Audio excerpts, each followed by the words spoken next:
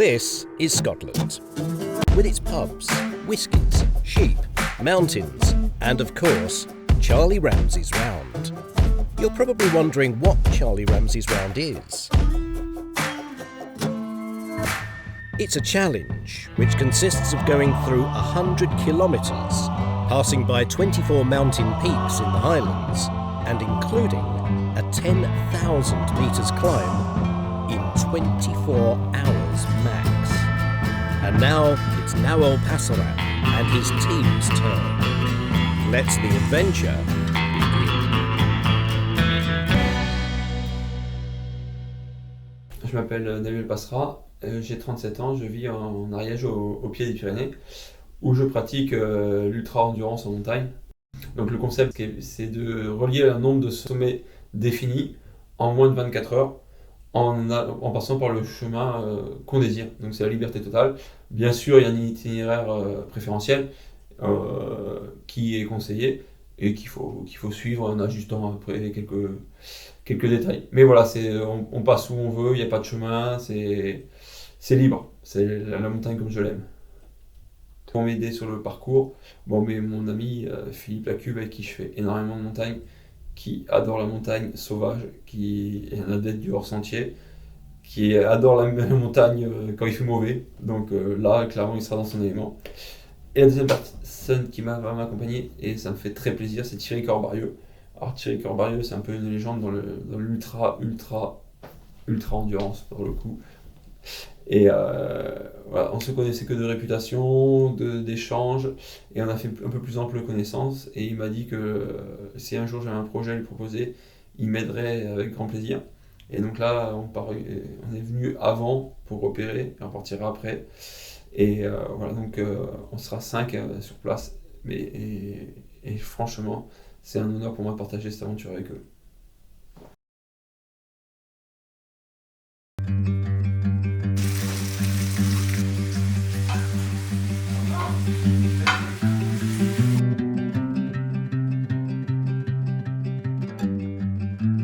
Ce soir, le plus important, c'est que toute l'équipe soit réunie pour pouvoir affiner justement les points de rencontre, les divers ravitaillements, les zones de pacer, parce que ça c'est vraiment la veille qu'on construit ça. Donc ce soir, on va tout préparer pour que demain, on n'ait plus à réfléchir, que ce soit que de l'automatisme et que lui, il arrive et tout ce qu'il avait pensé avant, ce soit déjà le cas et qu'il puisse ne pas avoir ça dans la tête en se disant est-ce qu'ils vont être là au point de rencontre.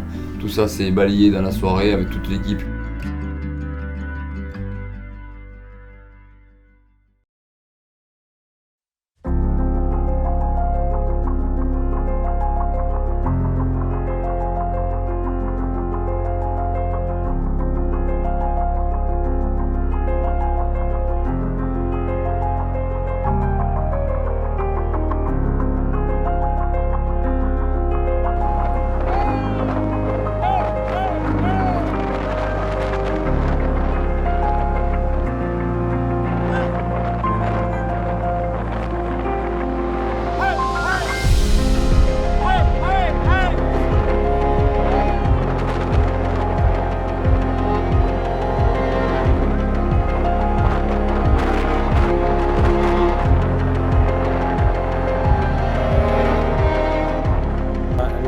Une partie quand on s'est retrouvé au col là c'était vraiment le climat écossais dans le pire de ce qu'on peut connaître, quoi, des trombes d'eau, froid.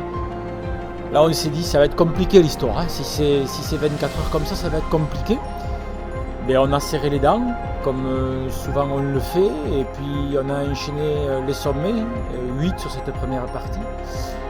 Et c'était difficile. L'idée aussi, pour moi en tout cas, c'était de tout donner pour lui. Je me dis des fois que cette course, je l'aurais faite tout seul, je ne sais pas si j'aurais donné autant en fait. C'était de tout donner, tout donner ce qu'on a dans les tripes, dans le ventre, dans la tête, dans le corps, pour arriver à lui donner ce regain d'énergie. Je sais qu'il lui sert, moralement c'est important. Et donc voilà, c'était un moment difficile le début.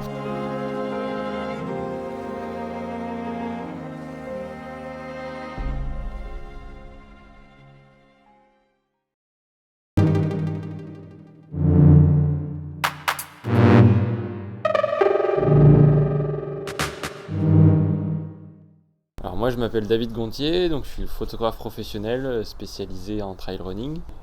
Du coup la particularité de Charlie Ramsay, c'est qu'il y a peu d'endroits où on peut finalement aller voir Nahuel. Donc on a profité à la fois des spots photos pour lui faire un peu des ravitaillements. Et donc il y en a eu 3, donc 3 endroits différents. Et je pense qu'à chaque fois c'était important à la fois pour lui et pour nous parce qu'on a pu faire des images, et aussi pour lui parce qu'il a pu nous voir à ces endroits-là. On a pu le ravitailler en nourriture, en boissons, des vêtements chauds, secs. Et ça c'était hyper important, notamment dans les conditions météo qu'on a eues cette année.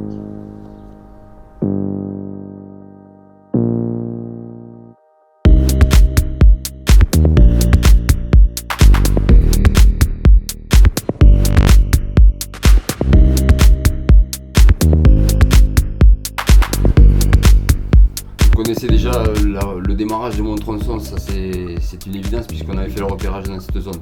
Je connaissais déjà la difficulté qu'il allait y avoir parce qu'il y avait après le lac une grosse côte hors sentier, et donc j'avais pris le parti de partir un peu avant pour pas le retarder, et surtout pour repérer un peu quand on est au sommet. On a couru en permanence, et c'est ce qui a permis de pouvoir aussi avancer plus rapidement avant d'attraper la nuit.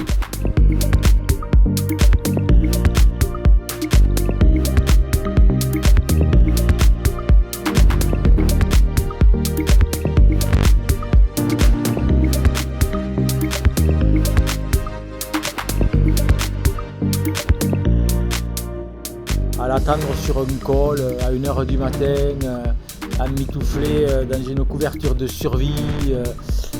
Voilà, des conditions assez extrêmes, on peut le dire comme ça. Mais c'est ce qui forge l'aventure, quoi. C'est ce qui forge où la nuit, à partir de 2h30, 3h du matin, voilà, là, des trombes d'eau nouveaux dans la nuit, sur ces crêtes, assez escarpées quand même, ces crêtes. Et là aussi on se relayait. Et là pour moi il s'agissait sur cette deuxième phase où je courais, il s'agissait de vraiment tout donner pour qu'il puisse tenir dans les 24 heures. Et donc voilà, c'était vraiment là un esprit course dans des conditions très difficiles. Donc après avoir passé la nuit avec lui, on est redescendu et puis arrivé sur la piste. Alors moi j'ai horreur de la piste, je suis un montagnard, il y avait 5 km de piste. J'ai dit vas-y Nahu, va-t'en, il faut que tu rentres dans les 24 heures.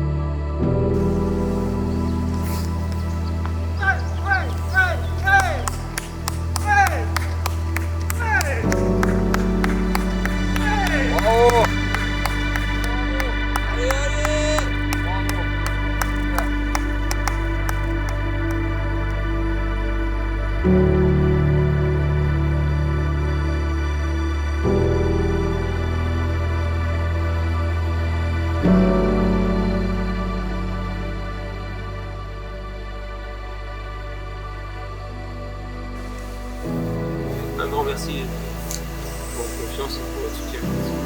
En plus, un meilleur me fait quoi. C'est chouette la cerise sur le gâteau. On a ramassé de l'eau là, de 2h à 5h. Et puis, quelle ne fut pas ma surprise, en fait, à 5 minutes de l'arrivée, il m'attendait. Il m'attendait parce qu'il a vu qu'on rentrait dans les temps pour qu'on finisse ensemble. Et ça aussi, c'est Nahu, quoi. Il aurait pu arriver tout seul et il prend la décision de m'attendre parce que moi, je suis montagnard, donc sur la piste, j'ai la course laborieuse du montagnard sur la piste. Et il m'attendait pour qu'on finisse tous les deux et qu'on rejoigne Thierry et qu'on vous rejoigne à vous. Voilà, un grand moment d'émotion où on s'est pris dans les bras, oui, où les larmes coulaient, où on s'est dit des choses, où voilà, c'était le résultat de cette aventure. Il était là dans le fait d'avoir tenu ça et de l'avoir tenu pour lui. Et Nahu, il a ça d'extraordinaire, c'est que c'est un générateur d'aventures humaines. Et ça, c'est rare dans notre société. Il génère des aventures et des liens entre les hommes.